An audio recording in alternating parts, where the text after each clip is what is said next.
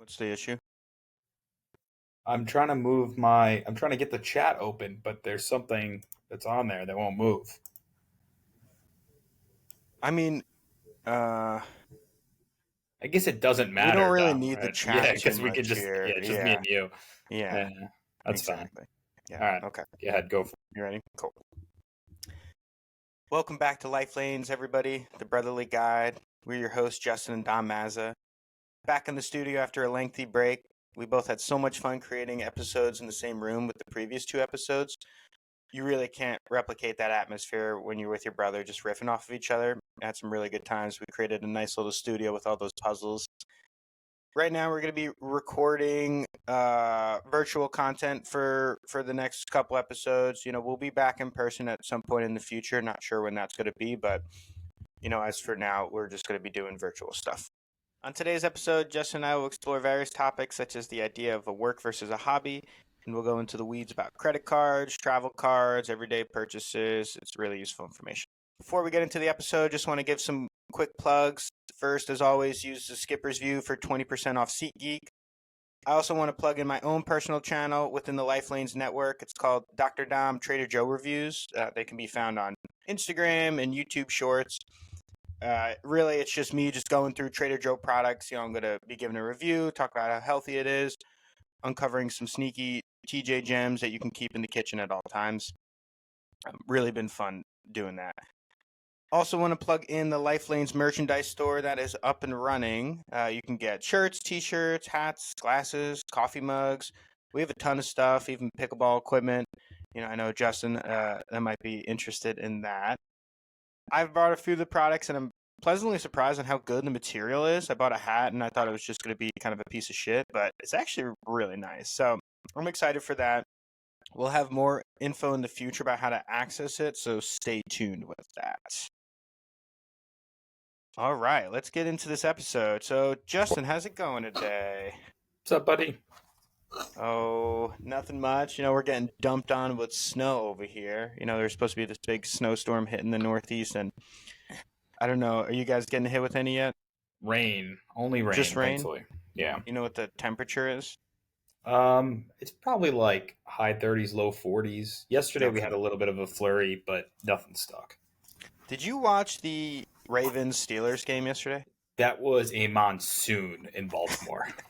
So I was watching and I was like, damn, it is fucking raining over there. And then I was like, Alexa, what's the temperature in Baltimore right now? And she was like, 39 degrees. So I was like, oh, The worst weather. That sounds awful. Just like freezing rain. I feel, you know what I feel? It's the players who aren't playing who are on the sidelines. Like I see Lamar bundled up, face mask, but he looks miserable. I know, exactly. Yeah, because they're not getting that adrenaline boost. They're not going in and doing these plays. Yeah. All right, so we're back in the office, so to speak, after the holidays. You and I both had off in between Christmas and New Year's, which was really great. We played a lot of pickleball together. Just got to see you and Dad. Really warms my heart around those holidays. How's your back in the office transition going? It was kind of tough. I got back Wednesday, so I had off till the 2nd, which was nice. Mm-hmm. But I'm traveling tomorrow afternoon down to Florida for a client for all week. So there was just a lot to do. And I found myself on Wednesday and Thursday so sick of saying Happy New Year because it's just repeat on phone call. And, like when you're part of a team, like I run a team on this project called like 50 people. Some calls you'll have 3 and then you'll have 6, but those original 3 are still on there. And you're like, oh, Happy New Year again and again. Yeah. And for me, I just want to get to the value. I'm like, let's go. Let's why we here and let's get this stuff on the road. Right. Yeah. It's just like a fake conversation. Just like, oh, how's your holidays? What'd you do? Yada, yada, yada. There's this funny guy on Instagram that I've been seeing who's like, I don't know. He has like these like corporate like slogans that he does, and he's like, "I'm gonna get through like these 10 corporate slogans on the right hand side, right? Yeah. And he's just going really fast, and like one of them is like, "Can everybody see my screen?" But like the Happy New Year is the thing. Yeah. Well. I like that guy. It's pretty accurate, like especially in my field, which is pretty crazy. But he also it's tough. Go ahead. Yeah. No. It's just like the motivation is different, right? Like you come back after a long break. it's different when we've got something to push out really quickly. So I think like we're all feeling the crunch of time and everything. But it's nice to get back with a purpose instead of just coming back and like, okay, what am I supposed to do at work today? Which, some cases is my colleague. So I know they say like hit the ground running, but it's Yeah. kind of hard to do that. Yeah. no, But, we're kind of in the dog days right now as far as winter goes. Early January, weather's kind of shitty. I mean, snow is finally falling, so if you're a big skier, I'm sure you're loving that. We got a ski trip coming up, which is going to be pretty good. We have our friend Isaiah coming up. What's his last name? Cologne. Is he Cologne? Cologne. Love that. That's like a Tony Montana kind of name. Yeah, Bartolo Easy Cologne. Cologne. Yeah. It'll be interesting because Izzy got these, I guess, plantar fasciitis like support boots or support, so he can use them like in his regular sneakers, but he's going to try 'em in the snow boots and see if that helps. So Always something wrong with that guy. yeah, we're trying to pick him up. But skiing and snowboarding I think we were talking about this a little bit over the holiday. It's like such a sport where, like anything, I mean, you can say this about anything, but if you learned as a kid, it's so much easier to do as an adult, right? Because we're still learning fundamentals. Would have been skiing for 3 years, if that. It's just that balance aspect. It's easy. Just look at Brett. Like he did it as a kid. Probably hadn't skied in a decade, and then got back on and was pretty agile for a big guy. Pretty impressed. Yeah. So Steve and all of them went to Colorado this past week. I know. I've got a couple calls that ask, "Can you pick me up from the airport? Can you drop me off from the airport?" Like, I'm thankfully I'm traveling, so I got out of it. You're not as close as I thought you were to JFK. I guess it's just hard because you don't have highway access. It takes me less than 20 minutes. I mean, it took me like 35 minutes. And I know there was traffic. Oh, on the way back. On the way back. Yeah. I mean, 25, 30, I'll take that. I know. Well, it's just, it takes like Dad like 35 minutes maybe to get there. And because of the highway difference. Yeah, significantly, more south or more north. It's something we've talked about so much when we look towards homes. Like the Valentinos, they have a house that's off the highway, right? Well, as in it's nowhere near it, yet it's less than 5 minutes to get on it. And we took that for granted living where Dad is. He's got the LIE and the Northern State and the Meadowbrook right there. Right, and two options. You could do the IU Willits one, or you could do the one on Willis Avenue. Yeah, exactly. So, you're right. It makes it so much easier. So I know the things that you don't realize until it's too late, and you purchase them. I was talking to my my buddy about this because he's in Boston, and he only has one. We're flying into Jacksonville. There's only one direct flight a day to Jacksonville. I'm like, wow, those are two major cities. He's like, yeah, like. Usually I connect through New York, and I know you, right? Burlington's different, right? And I could imagine there's a lot of connections, but I always took for granted, I think, our availability to airport access and how big those airports are. Like LaGuardia is still a major airport. Oh yeah, totally. Yeah. I do hate though how if you ever plug in New York City for an airport, Newark comes up. Because I'm not going to EWR. Yeah, dude, I flew into Newark one time out of necessity, and it took like an hour and a half to get home. Like an hour and a half, hour 45. I remember so Dad picked me up. This was like a Christmas. I think it was maybe last year, I think it was last year. But there's like this whole hoopla, and like my flight got canceled. I was like, all right, fuck it. I guess I'm just spending Christmas in Vermont this year. But then I found a flight to Newark. And Dad picked me up, and then on the way back, he was like, I don't want to drive yet. He's like, just call an Uber. So I called an Uber, and it was like, an hour 45, just me and this chick. And she's like, oh, where are you going? I was like, Newark? And she's like, oh, God. Yeah, it works really well. If you're from New York City, it's much easier to get to Newark than it is LaGuardia, JFK, typically. I know people do take the air train, but my colleagues, again, when they'll come in from Boston, they're still not like totally familiar, and they'll Uber from New York City to JFK, and that could be an hour plus. and then there's a quick train. Just I think it's the path you just take from Penn Station over to Newark, and it's like 15 minutes. But I do agree. I'm booking a couple flights, and I'm like, I don't want like EWR. Stop! Like it's not even an option, and I hate when you can't exclude it. So, but speaking of flights, you should be able to exclude it. That'd be nice. Yeah. I think Expedia typically you can. I just always use Google Flights. I'm trying to. I'll give you credit. You've talked me into it. I know we're gonna be talking a little bit of the bachelor party. I've been trying to look at Google Flights a bit and seeing like what makes sense. I just like the layout of it. It's pretty user friendly. It is. That's nice. I'm flying the DR just in about a month. I'm going for like 3 to 4 days. On the way there was $150 a connection. There was only one one direct, and it was like $900. So I did a connection. On the way back is $1,000. Damn. I'm like what kind of just the leverage they have on you? Because once you're there, you have to come back. Yeah, exactly. So. Not many people are taking a one-way ticket to the DR. Damn, I was like, that's a lot of money. So, yeah. Well, like you were alluding to before, with flights, and we finally nailed down a city for the bachelor party. Yeah. Why don't you tell everyone how we nailed it down? Not the dates yet, by the way. I'll have updates from last night from hanging out with the guys. But updates. So we're gonna do Charlotte, one of my favorite cities to hang out in. City I might want to end up moving to long term, but it's cool because it gives us options of it's a major city. It's not like your typical Nashville, where a lot of people go. I don't even know where like men go. Montreal, I guess, Vegas, which are expensive flights. AC. Yeah, like I don't want to really gamble, to be honest. I just want to play a round of golf, do some outdoor stuff, and drink a ton of beer. And that's Charlotte in a nutshell. So Charlotte's really cool because it has a man-made Olympic training center for whitewater rafting, which is super cool. So you and I have done like actual whitewater rafting out in Oregon, which was a ton of fun. And I got like super hooked, and I've been looking forward to do another one. But this one's cool because it's a huge facility.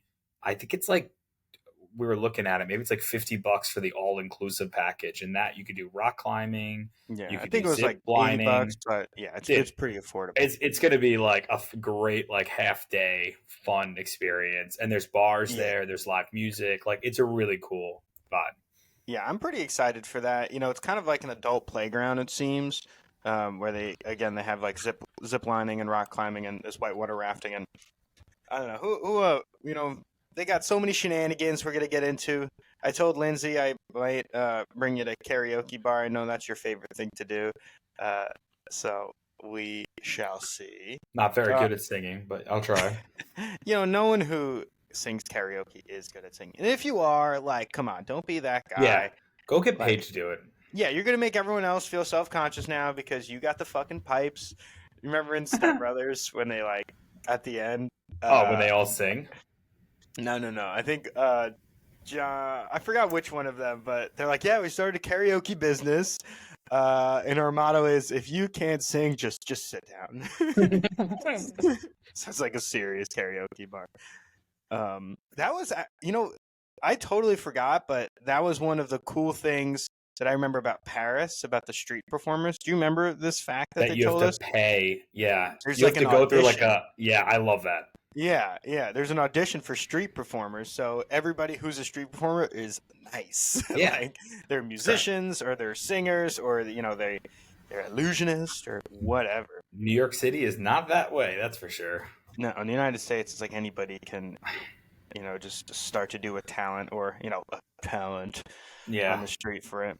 But I'm glad that we picked Charlotte because there are direct flights. One of the few airports out of Burlington that I can get a direct flight from. Even though I'm totally used to doing the transfer thing. The connection. Yeah, I feel like growing up, we just tried to avoid transfers as much as possible. And it's like direct flight. And now I'm just like, all right, whatever. If it's like an hour layover. I agree. I'm getting used to it. I don't want to say I enjoy it, but I don't mind sometimes, especially if it's a work day, like I'm not connecting on Monday, but if I was, I was like, oh, it's a 2.5 hour. Like I can get off the plane, I'll grab something to eat, I'll open my Right. laptop back up, I'll catch up, and then I'll get back. You can kind of Right. utilize that time if you want.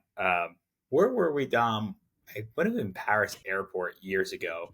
We were traveling back, and I think it was Paris. We had a layover, and someone was doing like full yoga. Do you remember this? Like a woman, Yes, just I do remember that. Yeah. just full like yoga mat, yoga. I mean everything, like down dog, the whole I thing. It wish was that was like more acceptable. like a thing Cause is like, somewhere. yeah, dude, I'll be in the airport for like a couple hours and be like, oh, I just want to like rip out push-ups and not be judged for Look that way. this.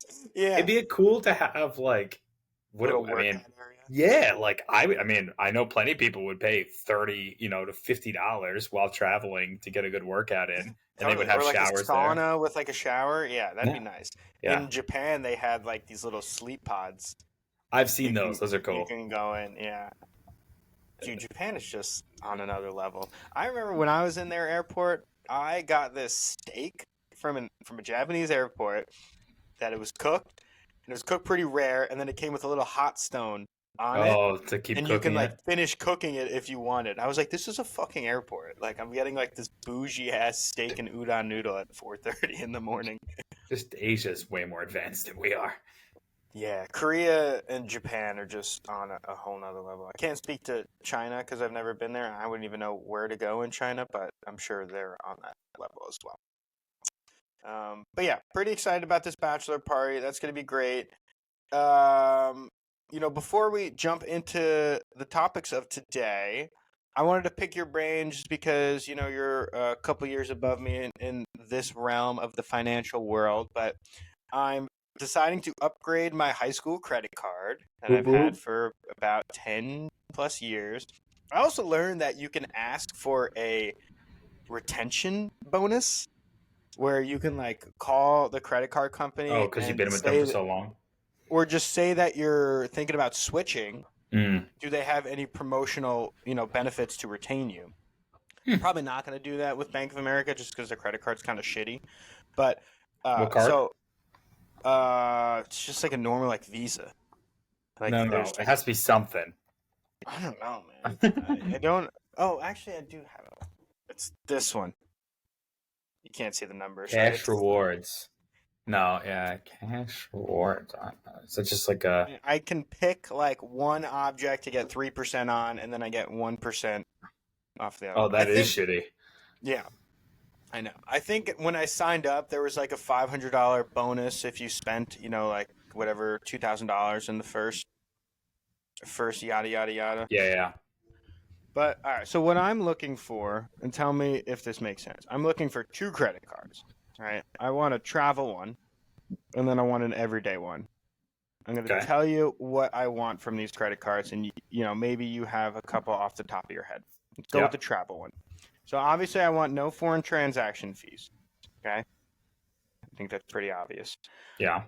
I want ideally 0% annual fee. I'm willing to maybe go up to like 150 for the annual fee. So anything below that. Can you explain what the APR is? Do you know what that is? Yeah. So one thing at a time. So the travel fee, most travel cards, most Don't have it. don't have it. Yeah. Like Yeah, that's just yeah. standard.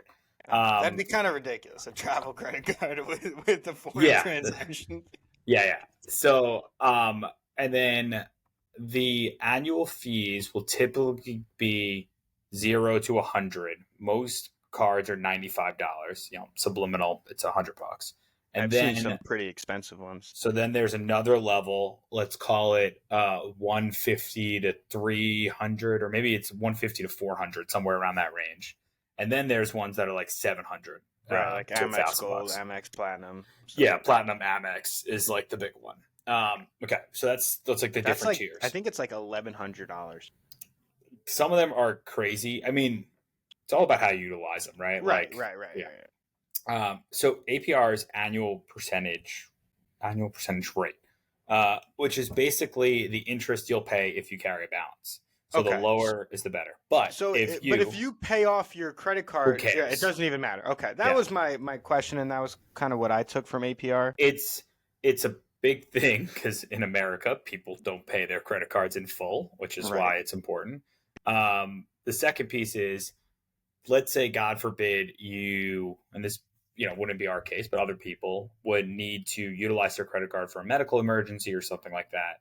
Mm-hmm. You can actually ask to increase your borrowing limit, yada, yada. Mm-hmm. But that Mm-hmm. APR might go up. So when they might say like 0% APR for the first year, because maybe you have a big purchase and you don't have the money to do that. Right. Maybe you wanted, to book your wedding, right? And you're like, I don't have the money to pay it back immediately. Well, Right. the 0% APR would really come in handy then. Right. I've seen some cards that have up to 30% APR. That's the highest Credit that I've cards seen. have the highest debt collection in the world. Like we were talking about student loans, right? Student loans, you'll see between like 3 and 8%. Yeah. I've seen, I think, close to 10 sometimes. I've never seen a credit card under 20 For in the APR. Yeah. Yeah. But Okay. just pay your credit cards in full. Yeah, exactly. That was my big thing. Like, if you pay it, it doesn't really matter. Yeah. All right. So I wrote down some notes. All right. So, all right. So the annual fee. Yeah, really, those are like the two main things for the travel credit card. Do you have any recommendations as far as a travel, or like which ones do you use? Yeah, so I have 2 travel cards because I travel a lot, and it helps because I travel. My current company, we don't have a company card, so I've opened up a Marriott card because we are Marriott preferred member. I only stay in Marriott. I opened up a Marriott credit card. Let's call it 6 months ago or so. That's an awesome card, but it's specifically, I only book Marriott, or sometimes I'll do restaurants because I think it's 3% that's not going to back. be useful for me. Not for you. Yeah. So that's great for me because I already have, in the last 6 months, I've earned enough for 6 free nights. Like Lindsay and I will eventually do Hawaii, and it'll all be on a Marriott credit card or something like that. The Chase Sapphire Preferred is what I have. It's my favorite card I own. I've had that for many years. That does have a fee. It's $95, but This is for travel. This is for travel. I think it's 3% back on airfare. No, 3% back on restaurants and bars, 2% back on airfare. I have to look it up exactly. But the reason I really like it too, you get a TSA, like it pays for your TSA every time you want to renew it, which is great. I wish I got this when I signed beforehand. Up yeah, 3% on dining. On all dining? On all dining, so bars too, which is great. You have a hotel credit that's really great, so you can book like a hotel and you get, I think, $50 of hotel credit. So it pays for itself really quickly. The real reason I like it, it's if you use your points to book travel through Chase, the Chase website. So instead, if you have 10,000 points and you want to say cash back, I think that's $100. I think that's basically the math.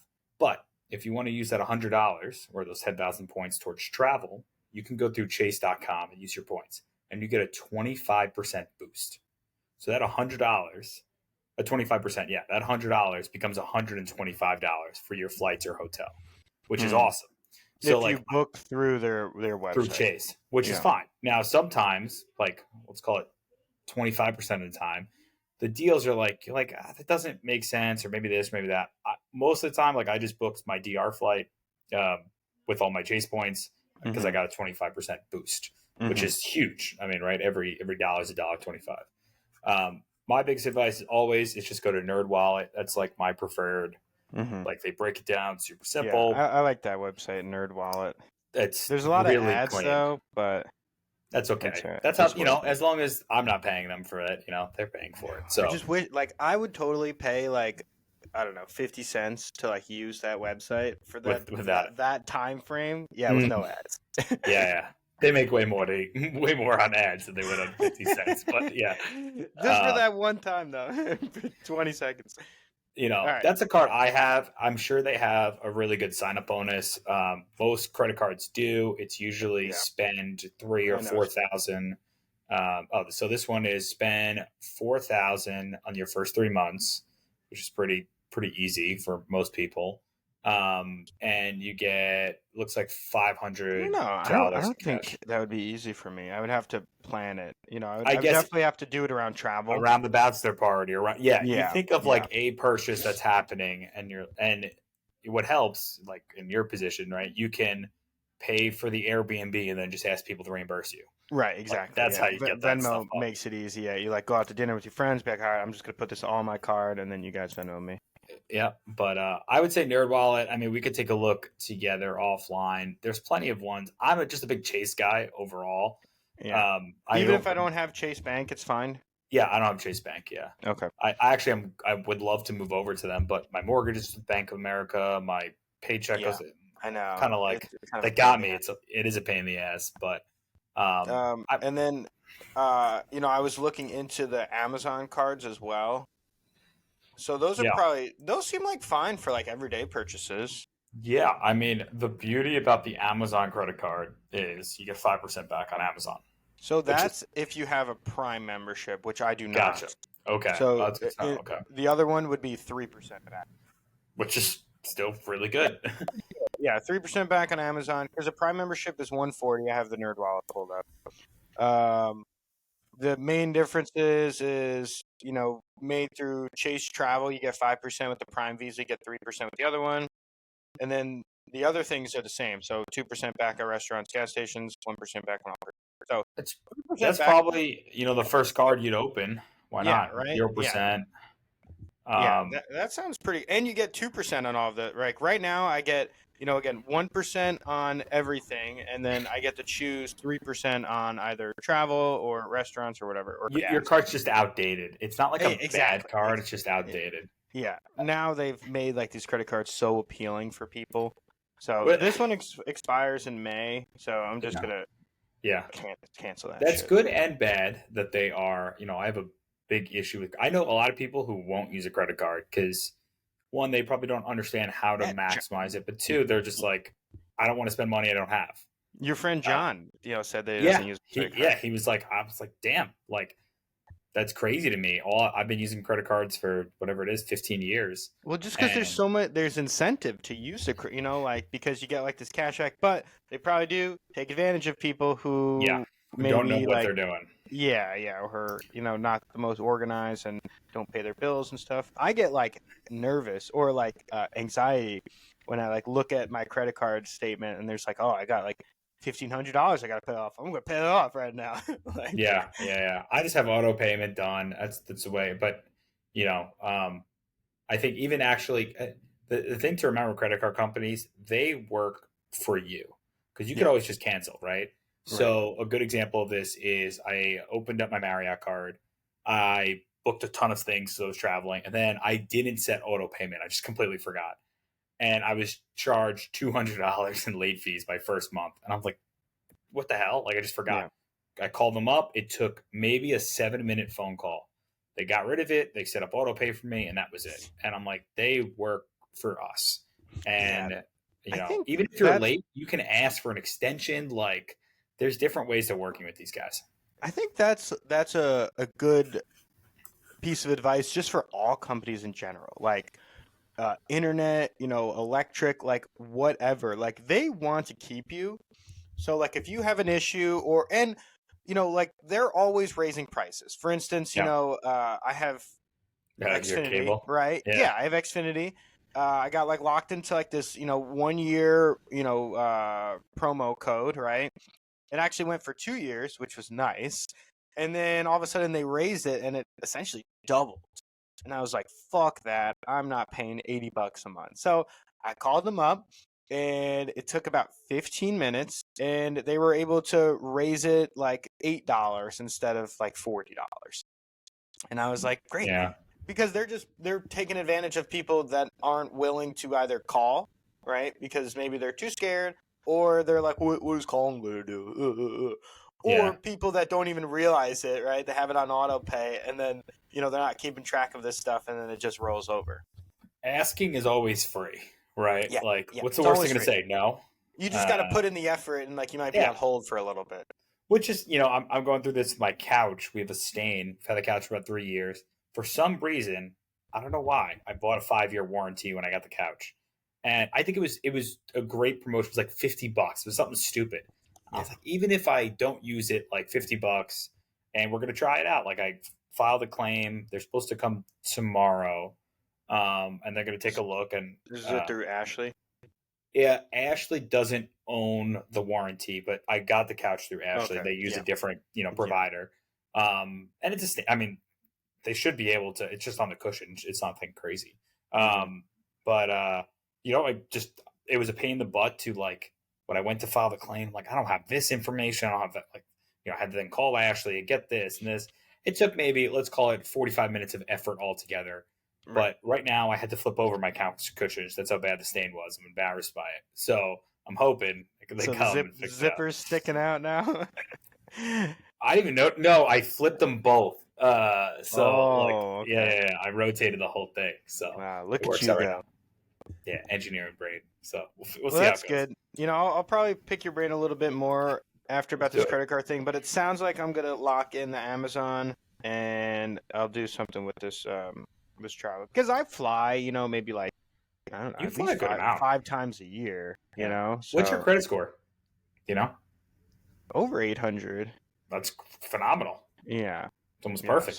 So I could open up probably whatever because then I started watching this guy on YouTube who's actually been pretty good about credit cards. He's a good. I'll share his channel. He's got good stuff. For like, top 8 like high yield savings accounts, like whatever. He's a good financial guy. But he was saying that he like kept getting denied from I forgot which.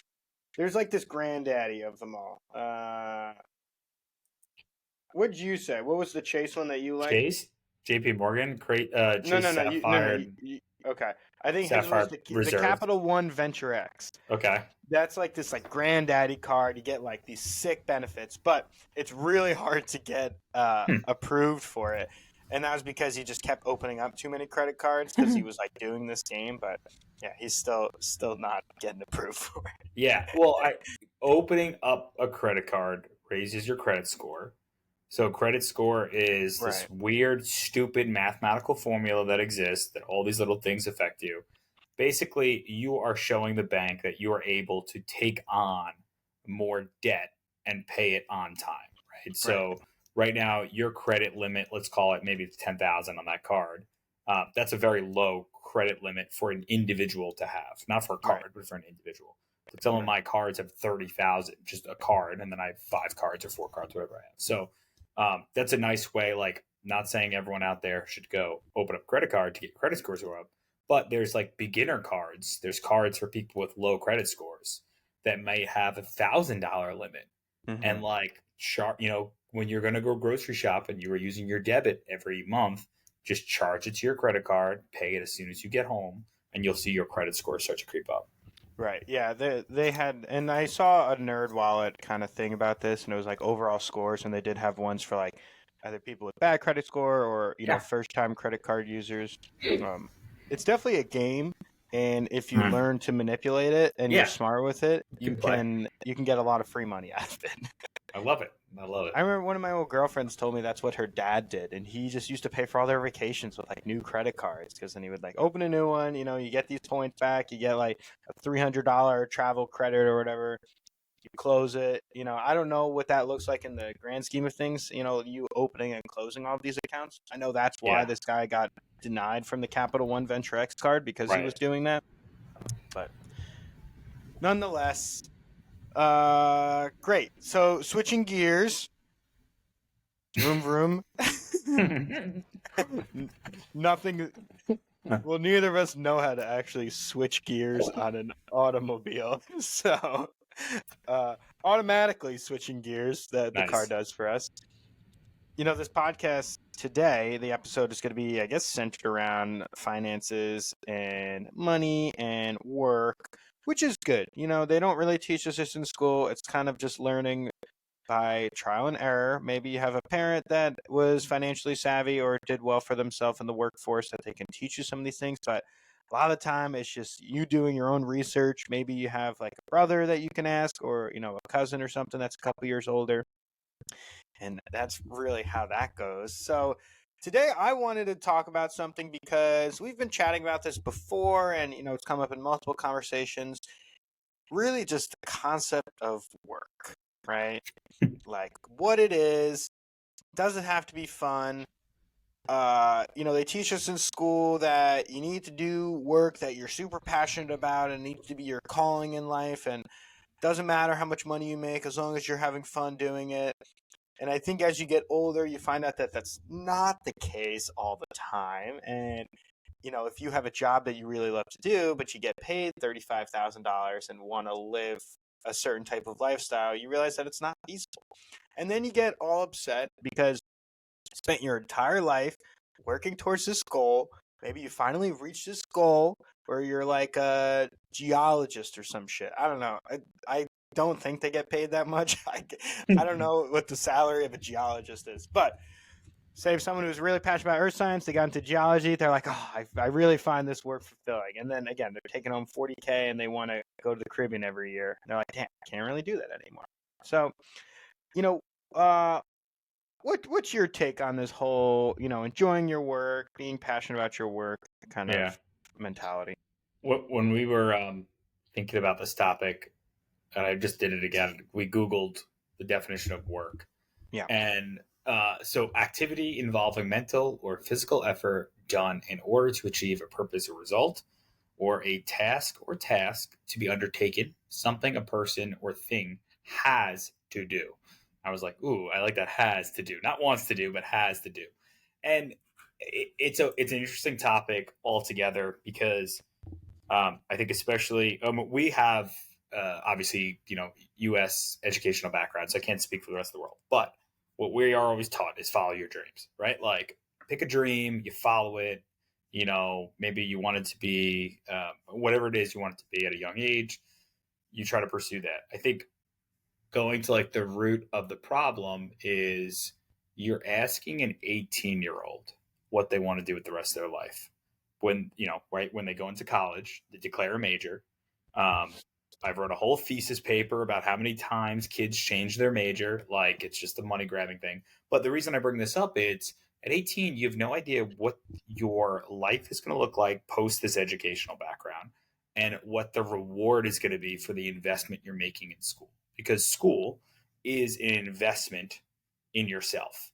And a lot of people, which is why we're in a lot of student debt, don't quantify what that return on investment is. Now, schools are stupid expensive. They shouldn't be this expensive. That's a whole nother conversation we could save for another day.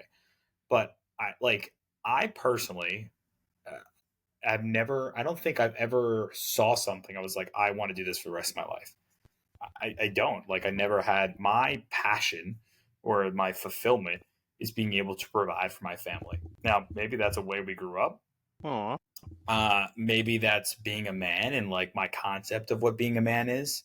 But my thought has always been I need to do things to provide for my family, right? So I chose a highly financially rewarding career, but it's a stressful career. It's time demanding, yada, yada. But so I'm always like, if you can find, 60, 70% of your day or your week, however you want to put it down, because maybe you had a bad day altogether, where you're like, this is fun. This was challenging. It gave me a purpose. I had a good time, whatever it is, where you're not miserable. You're not always going to be super happy. None of us are super happy in our jobs. That's why it's work.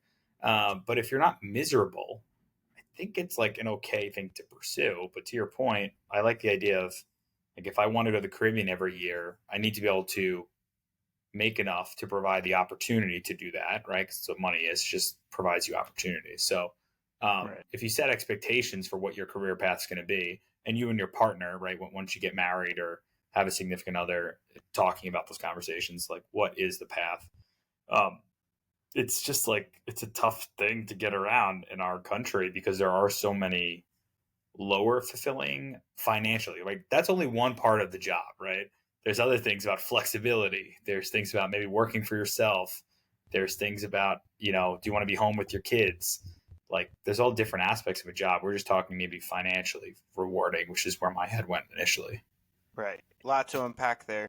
Um, I think both of our jobs do have a little bit of a creativity element to it where not every day looks the same. Right. So maybe we're not super fit to talk on behalf of the person who does the same thing day in Mm-hmm. and day out, Monday through Friday, right? And I can imagine if your job is so monotonous like that, it could be pretty draining.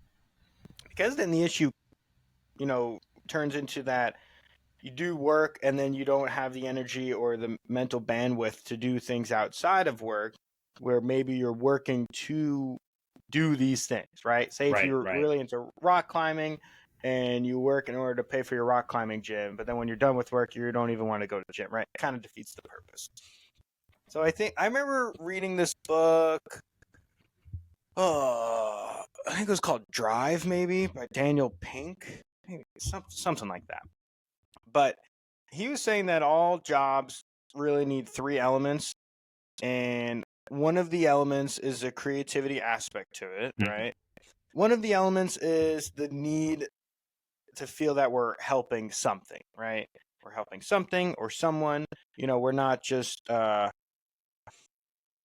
don't even know. I can't really think of a job where no one's being helped. Even like a job that you just make doors, let's say, Well, right? Like you have to see that, right? You have to see how you fit into the bigger purpose. right, right. And that brings into, I read some Karl Marx, Don't Call Me a Commie, Oh, back in the day when I was in school. oh, And manifesto. one of his pieces was called Alienated Labor. And it was about how during the Industrial Revolution, everybody felt disenchanted with their work because they only were making one piece of the chair, let's say, right? They were Mm-hmm. only making the right leg. So they never saw the finished product. They never saw somebody sitting in the chair. So then they're just like, Wow. why the fuck am I making this, leg? Like there's no Yeah. satisfaction that comes from it.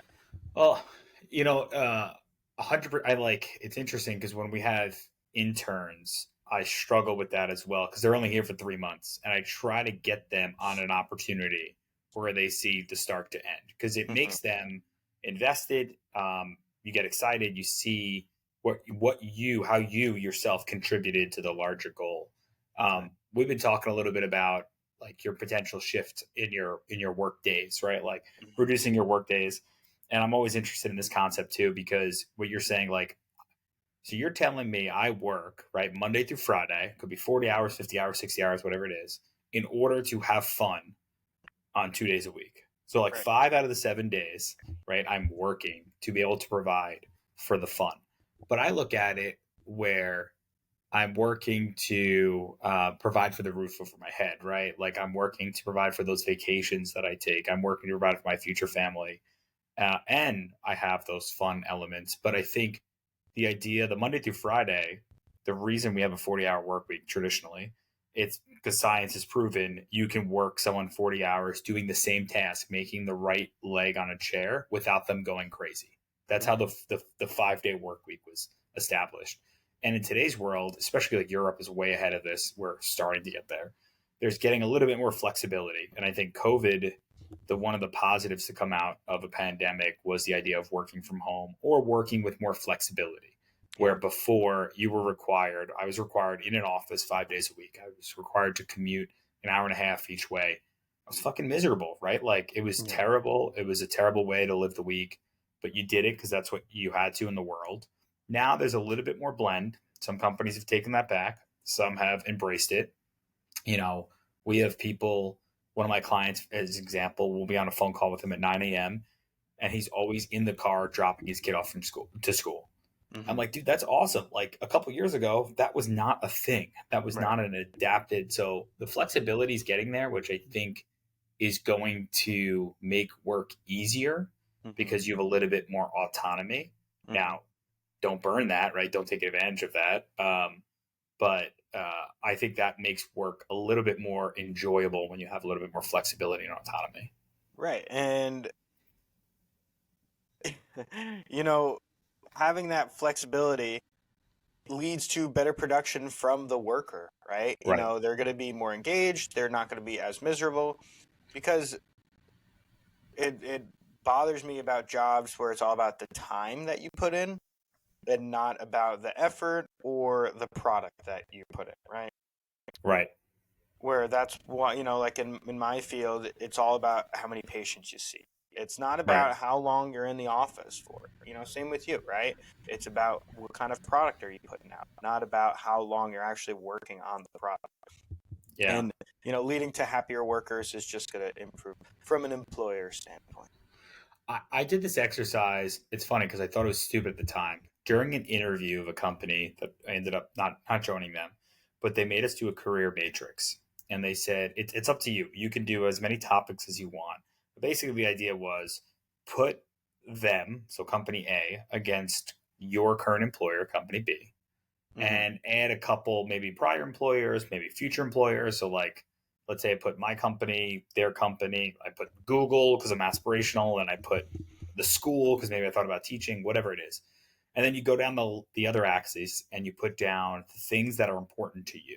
Mm-hmm. And then you rate them on a 1 to 5 scale and you see where the numbers come out. And it's not about the numbers, it's more about them looking at you and you trying to understand what's important to you. So that financial reward. Is it like for me, leadership was a huge piece. Like I don't want my leadership taken away. Like I'm a big leader now. I want to keep leading in the future. So I didn't want to join a company that was going to inhibit that. Autonomy was a big one. Flexibility was a big one. And then Mm-hmm. lower was like recognition. Like I don't care when someone says I'm proud of you or good Yeah. job. I Yeah. care on my paycheck, Right. like and promotional opportunities, which I guess is a different way of recognition, but where promotion was another category I put. So there was like interesting pieces here, and it was a good exercise. Now looking back at it, it was kind of like it was harder than it needed to be because you cared about it. And you're like, what are these categories? Mm-hmm. Because they didn't give you the categories, which was kind of fun. Like you had to determine what's important to you. Oh, that is interesting. Yeah. Yeah, I mean, ultimately, I think, your work needs to be something that you don't hate doing, right? You feel somewhat competent in doing, and maybe that just comes with time and doing the task, right? It's like if you do anything for a year, you'll probably get decent at it. Mm-hmm. And, just having that outlook about I'm doing this for a purpose, Because it's Yeah. like, yeah, people, I don't know, I've heard this question like, oh, would you do your job if you didn't get paid for it? Like, no, probably No, it's not. a job. Yeah. Like if I didn't get paid and there was no money involved, I say if I lived in a world where I there was no money involved and you didn't need money for anything, I would not do what I'm doing. Probably Yeah. I'd go to the gym, I'd Right. I'd cook be playing really golf good and pickleball. food. Yeah, I'd be Yeah. hanging out with friends, but that's not the reality that we live in. Right. And I think like if you keep that in mind, like we're working to live, we don't live to work. Um, Ooh. you know, it's true though. I mean, I just look at it, if money is your goal out of work, which is fine, like it is for me, to be honest, right? Like I go to jobs that pay me more money, right? That's most people I think would reflect that. Um, Money is opportunity. It's just it could be opportunity to buy a home. It could be opportunity to go on vacation. It could be opportunity to just save and feel comfortable. In Mm-hmm. case so like Mm-hmm. things like that. But I talked to a lot of my colleagues who have recently either been laid off or have left their company and are kind of taking a pause and taking a minute. I'm like, damn, like I don't know if I could do that. I don't know if I could not work and like figure it out. I would feel this urge or this need to like get back into a company and do something. But a lot of them are taking a pause and saying, what do I want the next 10 to 15 years of my life to look like? Right. Because maybe you didn't get a chance, like you graduate school, maybe some of you went to your master's, but most people just start working something out of 22. And that's if you go to college, right? Like a lot of folks don't, and then just start working at a younger age.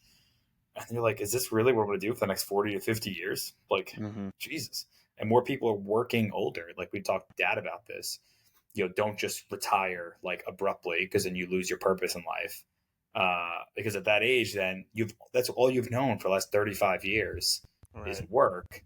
How are you just going to change your life overnight? Like maybe it's you cut back to halftime, or maybe right in his case, he's having like alternate scheduling and cutting down his commute, which is a big factor in like taking the burden off. So um, it gives you a purpose to get up in the morning to be able to say, I'm going to do this today. Right, and it's hard to just replace that purpose with, Yeah. you can't just like tell people like, I see this with my patients where they're retired, they're newly retired and now they're depressed. Mm. And we have this conversation all the time about you can't just replace you being an engineer for 35 years with now you go to the gym for an hour a day. That's your purpose. Or like you walk your dog or you start doing puzzles or something like that. It's not the same fulfillment from that. And that's something that we actively work on with my patients and I, but yeah. It's A good. lot to go through. We'll definitely rehash this topic at a later date. Yeah, I mean, just on that, like we're gonna have hopefully my friend Amanda shortly, who's been through a layoff. Like she was a high earner, went through a layoff. I'm like really curious about her take on this topic. And then I think we, we'll have a couple of people on too who don't have the same um like history of like we did the conventional 18 go to school, both of us have a master's, like we did that. I'm love to hear from people I who have a never went to doctorate. school. Oh yeah, that's true, you did that. But I'd like I You love to fuck. hear. Yeah, right. Give me credit. Lindsay makes the joke all the time that she's gonna go back for her doctorate just so she could be a Dr. Massa, and I'd be the only one who isn't. And I said I would never call you Dr. Massa at the end of that. Like that's it. You're not one. So, but I'm curious to get someone's like take on this who started working at 16 years old, never thought about school, and just like kept working, kept working. There's people like I know people who were cops who just said like I just want to retire in 30 years. Like I'm just going to join something that has an end goal. I know the end goal. I know what it is. There's a pension there, and like I'm good with that. Like wow, that's very different than my thought process. So There's a lot of interesting, savvy moves that people could make when they're 16 to 19 that, for us and for a lot of people around us, it was just the college route, right? But there right, are other options. For instance, one of my friends that I've made here, she's in med school right now, but she was in the military for 2 or 3 years, and now military's paying for all of her education, yada, yada, yada. But I was like, damn, like, and she never saw combat, like right, most of the right, time, right. yeah, you're not doing that. And I was like, that would be a nice little thing. But well, I told her she's a listener of the podcast, so I told her I'll have her on in the next few weeks or so. So that'd be an interesting conversation. Cool.